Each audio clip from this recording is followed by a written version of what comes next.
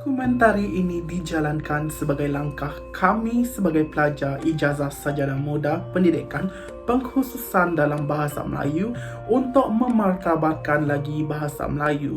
Kami juga ingin memberi kesedaran kepada orang di luar sana bahawa bahasa Melayu itu indah dan mudah dipelajari serta senang untuk difahami. Walaupun banyak cabaran dan rintangan yang dihadapi oleh kita sebagai rakyat Malaysia untuk memartabatkan bahasa Melayu, namun jangan pernah berputus asa untuk terus membawa nama bahasa Melayu ke peringkat yang lebih tinggi agar orang luar tahu bahawa bahasa Melayu merupakan bahasa yang indah dan penuh kesantunannya.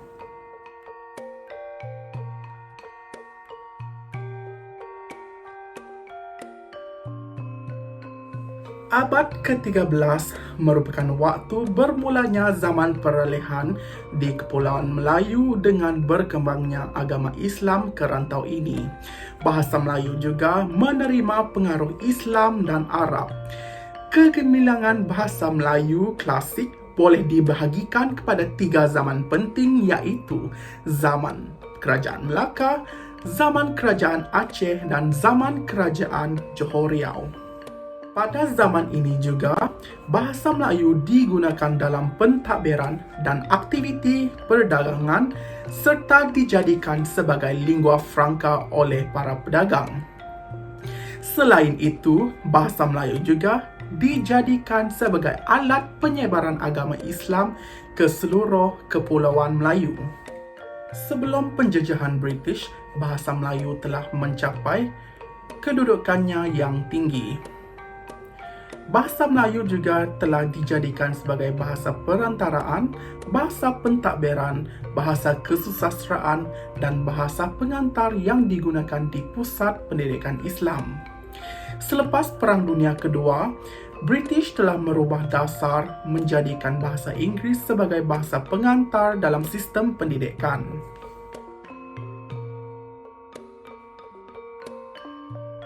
Semasa Malaysia mencapai kemerdekaan, Perkara 152 Perlembagaan Persekutuan telah menetapkan bahasa Melayu sebagai bahasa kebangsaan.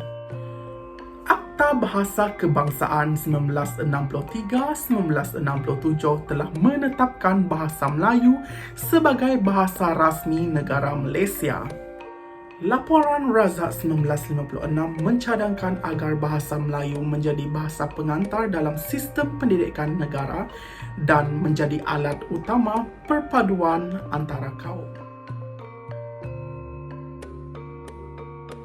Bahasa Melayu adalah bahasa termudah sekali, bahkan lebih mudah dari bahasa Arab.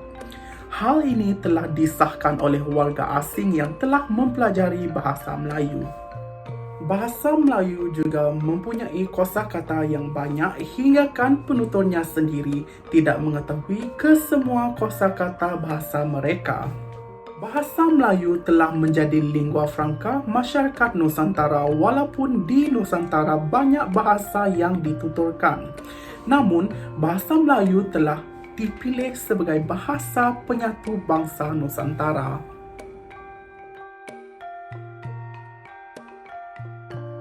Kedudukan bahasa Melayu di Malaysia. Bahasa Melayu adalah bahasa yang dituturkan sebagai alat komunikasi masyarakat atau asal bangsa yang menduduki Kepulauan Melayu.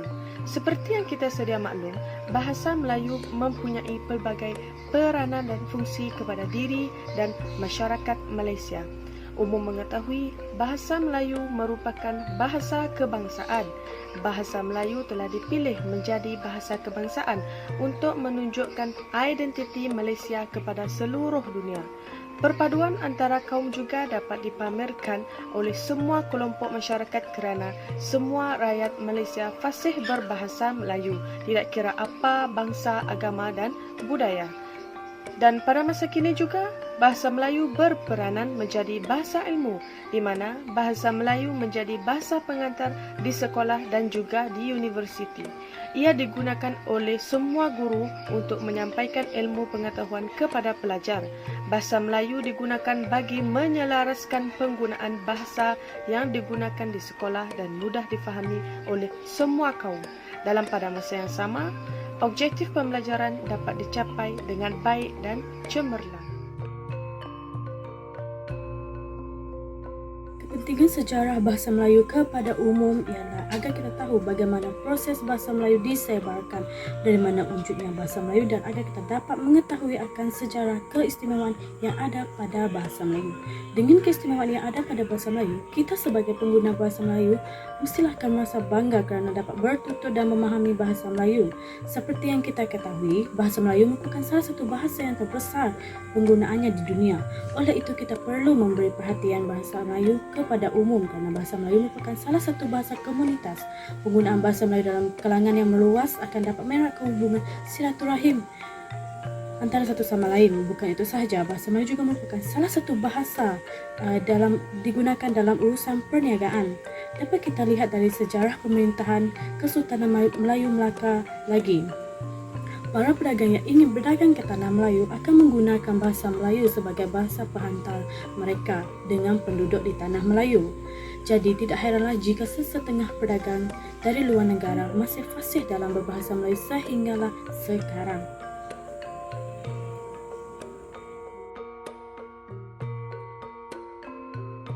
Dalam memartabatkan bahasa Melayu. Pertama, peranan kerajaan.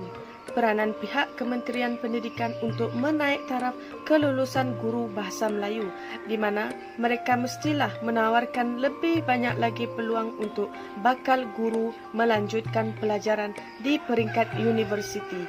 Hal ini demikian kerana usaha tersebut dapat membantu bakal guru untuk mengembangkan keupayaan diri mereka sendiri dan mempelajari ilmu yang lebih mendalam berkaitan dengan bidang bahasa Melayu.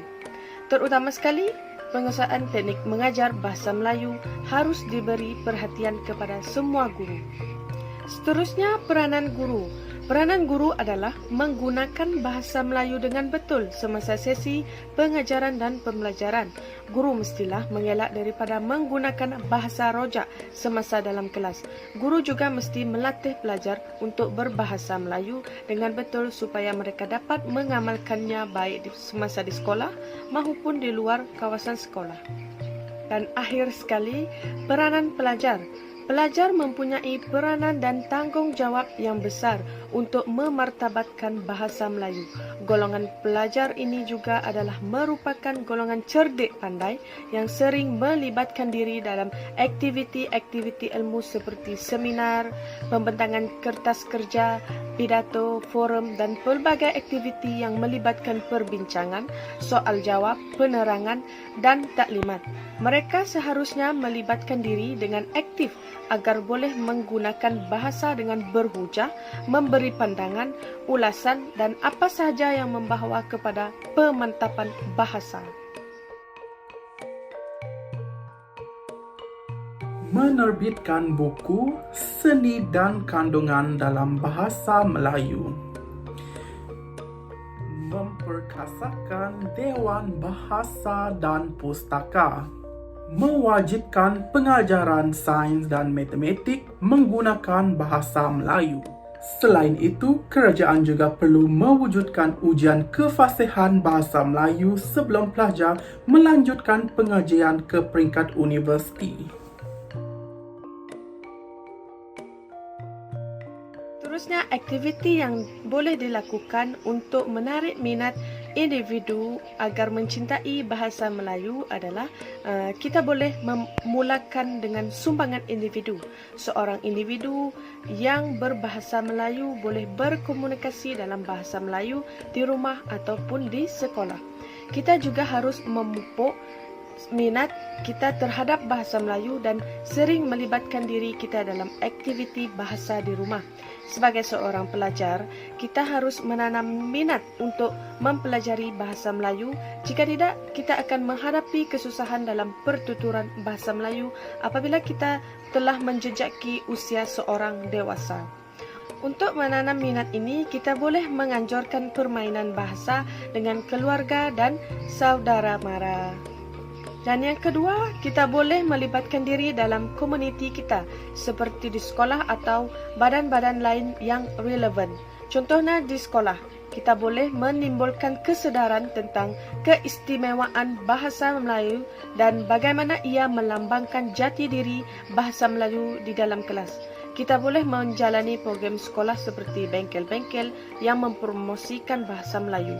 Seorang pelajar itu juga boleh menjalankan pelajaran bahasa Melayu lebih menarik untuk menanamkan minat dalam bahasa Melayu dan mengadakan aktiviti luar kelas. Terusnya, perkara yang tidak asing lagi dengan bahasa Melayu iaitu cabaran bahasa Melayu di Malaysia ini. Kedudukan bahasa Melayu sebagai bahasa rasmi dan bahasa kebangsaan kini semakin tercabar di negara ini. Penerimaan serta penggunaan bahasa Melayu oleh rakyat jelas amat mengecewakan. Lebih malang lagi, bahasa Melayu sebagai bahasa ibunda dalam kalangan penutur bahasa Melayu turut tercabar kedudukannya. Sejak kebelakangan ini, bilangan penutur bahasa Melayu yang bahasa ibundanya bahasa Melayu terus berkurangan. Banyak dalam kalangan mereka lebih suka dan rela menggunakan bahasa Inggeris meskipun kurang fasih dalam bahasa tersebut. Peningkatan dalam penggunaan bahasa Inggeris sebagai bahasa kedua atau ketiga pula meninggalkan kesan kepada sistem pendidikan di negara-negara tersebut. Satu daripada bidang kehidupan yang terkesan akibat fenomena ini ialah bahasa. Globalisasi dianggap sebagai pembunuh bahasa ibunda. Hal ini demikian kerana hampir semua maklumat yang diperoleh daripada internet terdapat dalam bahasa Inggeris. Cabaran yang dihadapi oleh bahasa Melayu ialah persaingan dengan bahasa asing. Paling ketara ialah bahasa Inggeris, di mana dapat kita lihat di media sosial lebih ramai membanggakan bahasa asing berbanding dengan bahasa Melayu. Sebilangan orang Melayu juga menerapkan penggunaan bahasa Inggeris dalam percakapan seharian mereka berbanding dengan bahasa Melayu kerana masyarakat pada masa kini menganggap bahasa Melayu merupakan bahasa yang rendah standardnya. Bukan itu sahaja, setiap pengajian tinggi swasta semua mengamalkan bahasa Inggeris dan kebanyakan penuntut di pengajian tinggi swasta ialah Bumi Putra. Jika hal ini berlaku, maka masa depan bahasa Melayu juga akan jatuh. Saya harap ramai pelajar atau masyarakat mengambil perkara ini dengan lebih serius agar dapat memartabatkan bahasa Melayu ke mata dunia.